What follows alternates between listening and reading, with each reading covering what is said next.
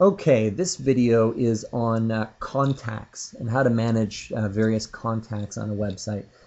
And we're going to continue to use my other website, Stoltz Productions, which is also built in Joomla. And this is the Contact Us page. It's got the contact details and a contact form that goes there.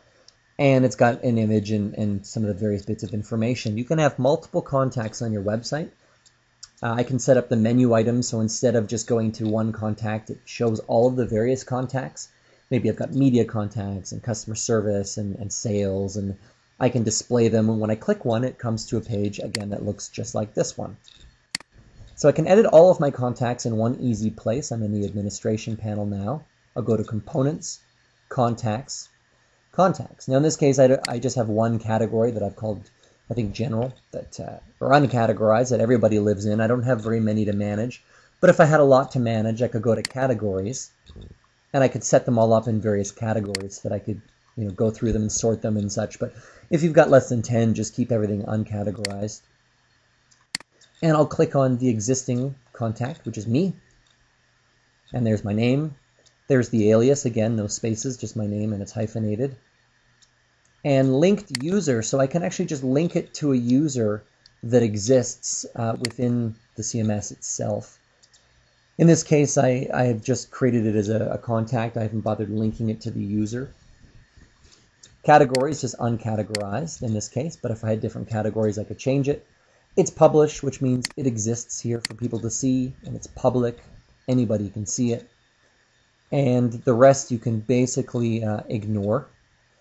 But if I go over to here, I can go to Contact Details, and this is where I can start managing the details. So you'll see the image I've uploaded. If I go to Select, it brings up the standard image tool for the rest of the website as well. Select an image you have or upload a new one.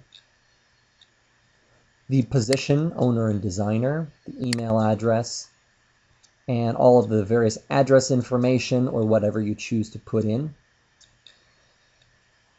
And it's important to keep clicking down through some of this other stuff so I can decide what displays.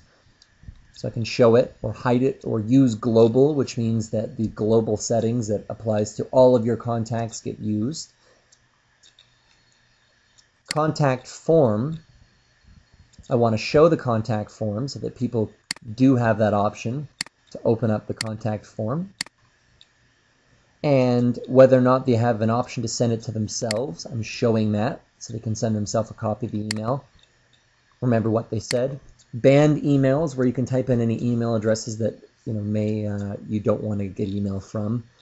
Banned subject and banned text are words within either subject line or the copy of the email that you want to ban. So for example, the word Viagra, if you find that you get too many emails like that. Contact forms can sometimes allow other computers will go searching and trying to type things in them, so you can ban some of those words. Some of this stuff is a little bit fancy. There's not much reason to pay too much attention to them, but contact redirect. So you can enter an alternative email address where the information might be sent to. Now in this case, up in my contact details, I have listed an email address somewhere. There it is.